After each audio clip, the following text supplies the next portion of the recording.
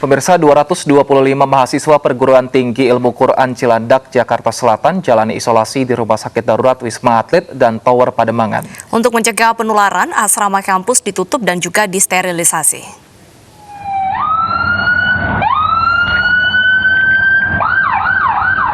Ratusan mahasiswa perguruan tinggi ilmu Al-Quran dievakuasi dari asrama kampus mereka di kawasan Cilandak, Jakarta Selatan kemarin.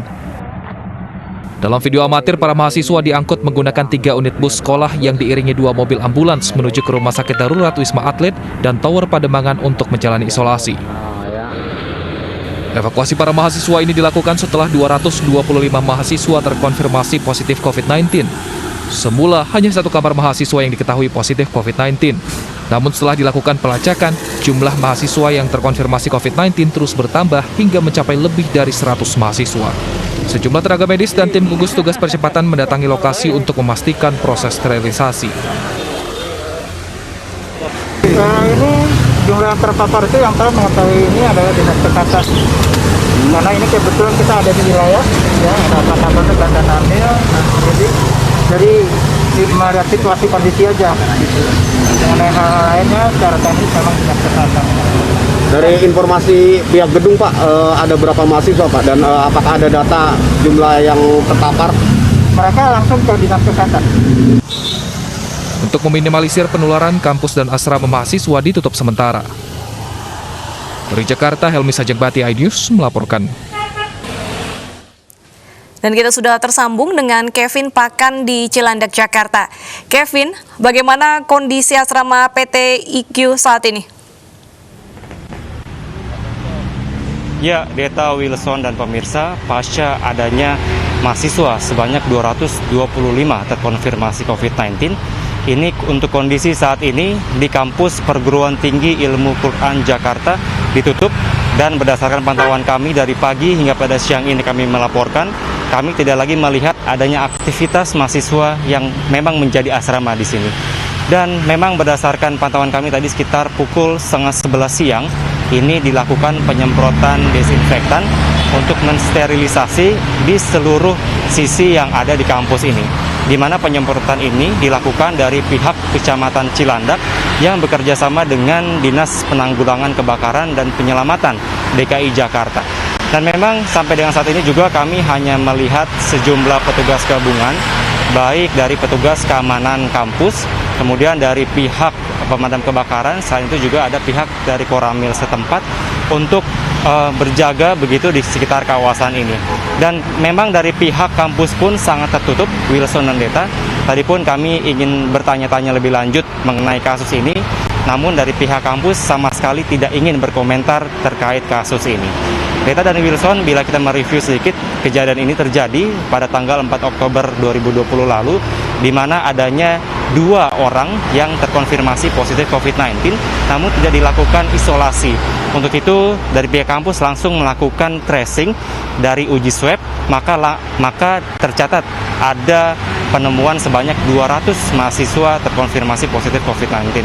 Dan memang saat ini ke-225 mahasiswa ini sudah berada di Rumah Sakit Wisma Atlet dan sedang melaksanakan atau menjalani penanganan lebih lanjut. Dan sampai dengan saat ini juga dari pihak orang tua merasa kecewa karena tidak adanya informasi atau kejelasan dari pihak kampus. Deta dan Wilson. Terima kasih Kevin Pakan atas laporan Anda. Selamat kembali bertugas. Mirsa, petugas pengamanan masih saja menemukan pelanggaran protokol kesehatan di beberapa daerah. Pelanggaran yang dilakukan seperti peserta senam yang tidak menggunakan masker dan klub malam yang masih beroperasi.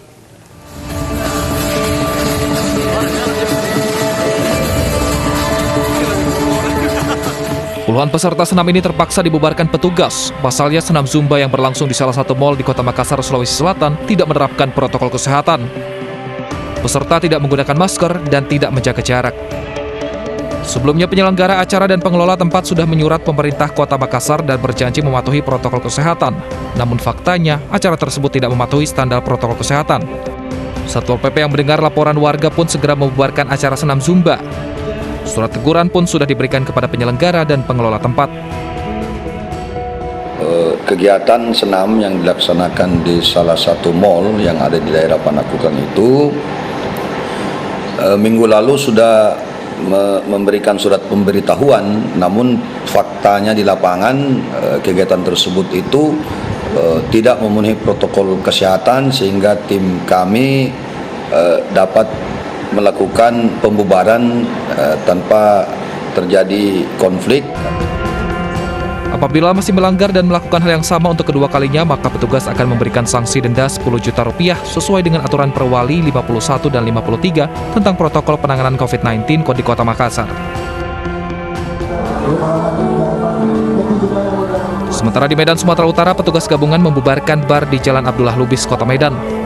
Petugas mendapati ratusan orang yang tengah berpesta tanpa menjaga jarak dan sebagian tidak menggunakan masker. Sebelumnya, tim gugus tugas sudah melayangkan surat teguran kepada sejumlah tempat hiburan agar membatasi jumlah pengunjung. Namun kenyataan di lapangan masih ditemukan jumlah yang melebihi batas izin. Secara resmi, gugus tugas dan Dinas Pariwisata Kota Medan langsung melakukan penutupan terhadap tempat hiburan malam ini. Tim Liputan iNews melaporkan.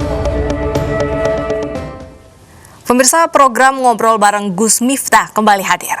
Dan kali ini Gus Miftah akan ngobrol bareng dengan Syekh Ali Jaber seputar dakwah dan Indonesia. Seperti apa ngobrol barengnya dengan Syekh Ali Jaber? Saksikan jawabannya di Ngobrol Bareng Gus Miftah Selasa 6 Oktober 2020 pukul 18.30 waktu Indonesia Barat hanya di iNews. 2 tahun nggak pegang HP, kenapa sih? Sebenarnya pertama menghindari perasaan cemburu istri. Bukan, wahai Allah saya punya masalah yang besar, tapi wahai masalah saya punya Tuhan yang maha besar. Ini luar biasa loh. Tapi betul-betul saya ingat nih. Ini jadi pelajaran bagi saya, bahwa HP ini musibah akhir zaman. Masya Allah, ya. Pendekar banget kan, cakepnya minta ampun, Masya Allah. Bangga bener ya menjadi bangsa Indonesia, Luar biasa. Saya sempat ke Singapura, walaupun sayang sekali tidak bisa berlangsung ketemu Ibu Ani, saya selalu panggil Ummi. Satu makanan favorit di Indonesia barangkali bisa diceritakan ke pemirsa? Makanan Padang. Makanan Padang? Ya. Waduh, pilih rendang daging apa rendang jengkol, Dua-duanya boleh. Dua-duanya. Ya Allah, guru kita ternyata juga suka rendang jengkol. Pemirsa, bagi Anda yang hendak menikah, jangan lewatkan informasi yang akan hadir usai jeda. Kita memiliki pilihan konsep menikah yang aman dan penuhi protokol kesehatan di masa pandemi. Tetap di iNews Siang.